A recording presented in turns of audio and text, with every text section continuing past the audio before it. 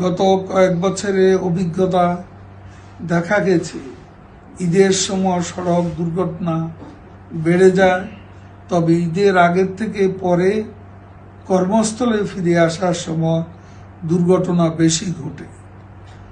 এটা ঘটে মূল্যবান প্রাণহানি। আমি ঈদ পূর্ববর্তী এবং পরবর্তী যাত্রায় সতর্কতার সাথে গাড়ি চালনা, পরিবহন মালিক এবং শ্রমিকদের অনুরোধ জানাচ্ছি। এর পাশাপাশি ফিরতি যাত্রা বা ঈদের পর কোনরূপ শৈথিল্য না দেখিয়ে কড়া নজরদারির জন্য জেলা পুলিশ, হাইওয়ে পুলিশ সহ সংশ্লিষ্ট সকলের প্রতি আহ্বান জানাচ্ছি। সরকার করোনার সংক্রমণ রোধ এবং চিকিৎসার সর্বোচ্চ প্রয়াস চালিয়ে যাচ্ছে। দুর্যোগ ও সংকটের সাহসী নেতৃত্ব আমাদের আস্থার বাতিঘর দেশরত্ন শেখ হাসিনা প্রতিটি বিষয় নিবিড়ভাবে মনিটর করছেন, যার হাত দিয়ে দেশে স্থাপিত হয়েছে হাজার হাজার কমিউনিটি ক্লিনিক। চিকিৎসা সেবা জনগণের দোরগোড়া পৌঁছে দিতে বিভিন্ন জেলায় স্থাপন করছে মেডিকেল কলেজ। চিকিৎসা সুযোগ সম্প্রসারণের পাশাপাশি গবেষণায় দেয়া হয়েছে মনোযোগ। বিভাগীয় পর্যায়ে স্থাপন করা হচ্ছে মেডিকেল বিশ্ববিদ্যালয়। প্রতিটি জেলা হাসপাতালে আইসিইউ কমপ্লেক্স এবং সেন্ট্রাল অক্সিজেন সাপ্লাই সিস্টেম স্থাপনের উদ্যোগ সহ বিভিন্ন খাতে নেওয়া হয়েছে পর্যাপ্ত বরাদ্দ। দেশ স্বপ্ন শেখ হাসিনার এ উন্নয়ন ও অগ্রগতি এবং জনমানুষের প্রতি তাঁর যে ভালোবাসা, তার প্রতি আপনারা আস্থা রাখুন। নেতৃত্বের পর গুরুত্বপূর্ণ বিষয় হচ্ছে দেশ ও দেশের জনগণকে ভালোবাসা। যিনি এদেশের মানুষের মুখে হাসি ফোটাতে দিন রাত পরিশ্রম করে যাচ্ছেন, দেশের সাথে মিলিয়েছেন নিজের জীবনের আশা আকাঙ্ক্ষা। সংকটে যিনি আস্থার প্রতীক, তিনি বঙ্গবন্ধু কন্যা শেখ হাসিনা। আপনারা আস্থার সাথে মনোবল দৃঢ় রেখে এবং স্বাস্থ্যবিধি মেনে নিজেদের সুরক্ষিত রাখুন। শীঘ্রই করোনার এ অমানুষিয়া কেটে আমরা ফিরব চিরচেনা পৃথিবীতে পরিচিত কোলাহলে। ইনশাআল্লাহ সে সুদিন একদিন আসবে।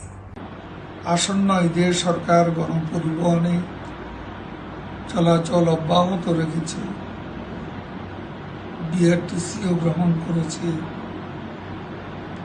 প্রতিবারের মতো বিশেষ পরিকল্পনা। এবার ঈদে 1220টি বাস সেবার জন্য প্রস্তুত। ঢাকা হতে দেশের বিভিন্ন জেলায় 815টি এবং ঢাকার বাইরের ডিপোসমূহ থেকে 405টি বাস চলাচল করবে বলে আমি জানতে পেরেছি। নিয়মিত সার্ভিসের পাশাপাশি জরুরি প্রয়োজন মেটাতে 50টি বাস স্ট্যান্ড বাই থাকবে। আপনারা অবহিত আছেন, মার্চের প্রথম সপ্তাহে দেশে প্রথম করোনা রোগী শনাক্ত হয়। এরপর মার্চের শেষে সরকার সাধারণ ছুটি ঘোষণা করে। করোনার এই প্রতিকূল সময়ে বিআরটিসি যাত্রী সেবা এবং দায়িত্বশীলতার অনন্য নজির স্থাপন করেছে। বিদেশ ফেরত বা দেশে আসা যাত্রীদের হাজি ক্যাম্পে কোয়ারেন্টাইনে থাকার জন্য বিমানবন্দর থেকে পৌঁছে দেওয়ার দায়িত্ব পালন করেছে বিআরটিসি। দেশে অসহায় কর্মহীন মানুষের জন্য সরকারের মানবিক সহায়তা কর্মসূচির আওতা বিভিন্ন জেলায় প্রায় 2,70,000 টন খাদ্য, সার, ঔষধ সহ জরুরি সামগ্রী পরিবহন করে। এছাড়া কোভিড রোগীদের চিকিৎসা নিয়োজিত চিকিৎসক, নার্সদের হোটেল থেকে হাসপাতালে পরিবহনের দায়িত্ব পালন করে আসছে সংস্থাটি। আমরা জানি গাড়ির চাকা সচল থাকলে সংস্থাটির আয় হয়। করোনার আগে সংস্থাটি আগের পুঞ্জীবিত লোকসান বাধা দেনা কমিয়ে আনা ধারায় ছিল, কিন্তু করোনায় গাড়ি বন্ধ থাকায় আয়ের ক্ষেত্রে আবারও ছন্দপতন ঘটে। সরকার 6 কোটি টাকা দেওয়ায় আমরা শ্রমিক কর্মচারীদের বকেয়া বেতন কিছুটা কমিয়ে আনতে পেরেছি।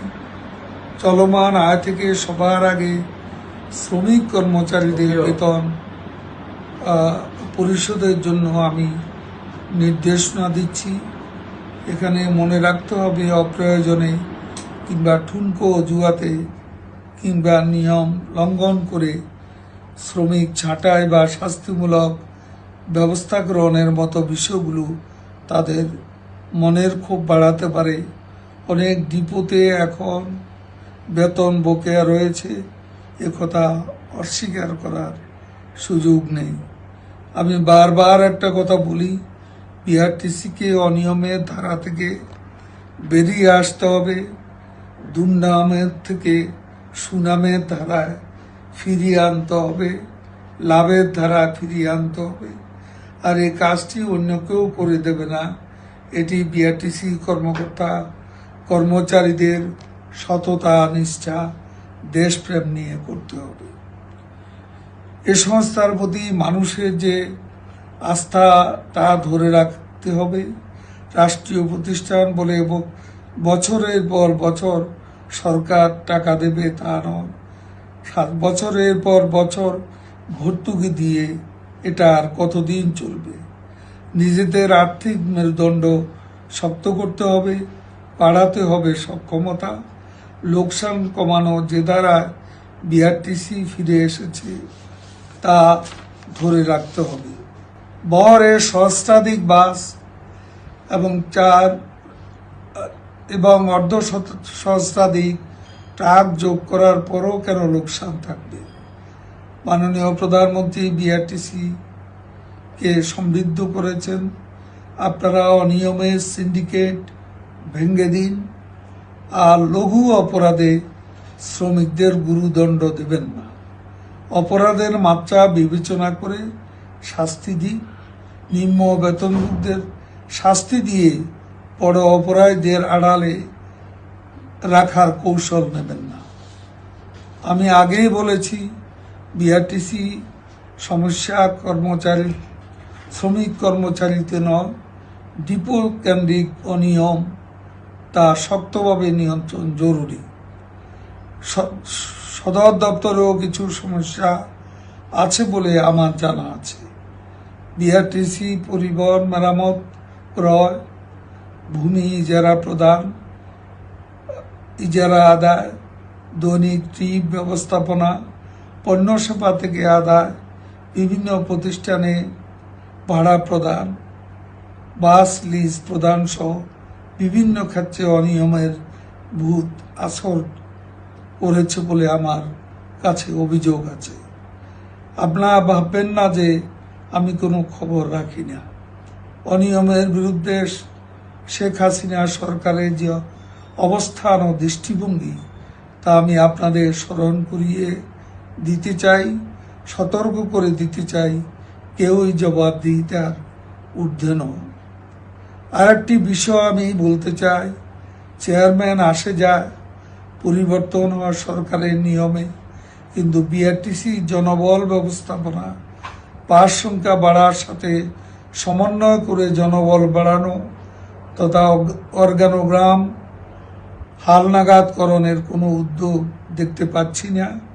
সবাই রুটিন দায়িত্ব পালন করে, কিন্তু প্রতিষ্ঠানে দীর্ঘমেয়াদী উন্নয়নে কোনো পরিকল্পনা নিতে দেখছি না।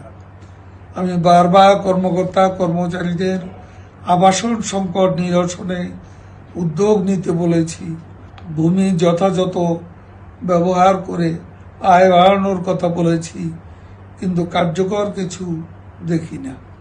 চেয়ারম্যান সহ ঊর্ধ্বতন যারা আছেন, প্রয়োজনে মন্ত্রণালয়ের সাপোর্ট নিয়ে সচিব সাহেবের সাথে পরামর্শ করে দীর্ঘমেয়াদে এ প্রতিষ্ঠানের উন্নয়নে পরিকল্পনা তৈরি করুন। কর্মকর্তা কর্মচারীদের পদোন্নতি জট খুলে দিন। দীর্ঘদিন এক পদে থাকলে অনিয়ম বাসা বাঁধার সুযোগ পায়। পরিবহনগুলোর ব্যবস্থাপনা রক্ষণাবেক্ষণ আরও আধুনিকায়ন প্রয়োজন। বিআরটিসির গাড়িতে যখন ফ্যান চলে না, এসি চলে না, সিটের ছাল বাকল উঠে গেছে, জানালার কাচ ভেঙে আছে, এই 2i প্রকল্পের আওতায় যে সকল উদ্যোগ নেওয়া হয়েছে তা বাস্তবায়নে মনোযোগী হন। মন্ত্রণালয়ের প্রতিটি সংস্থা, বিশেষ করে সড়ক ও জনপথ অধিদপ্তর, ডিটিসিএ, বিআরটিএ নিজেদের বদলাচ্ছে। প্রত্যেকে নিজস্ব নতুন ভবন নির্মাণ করছে, কিন্তু বিআরটিসি পিছিয়ে গেল। সকল স্তরের কর্মকর্তা কর্মচারীগণ সততার সাথে দায়িত্ব পালন করুন, প্রতিষ্ঠানকে এগিয়ে নিন। শেখ হাসিনা সরকার আপনাদের পাশে রয়েছে। বিআরটিসিকে জনগণের আস্থার বাহনে আপনারা রূপান্তর করুন।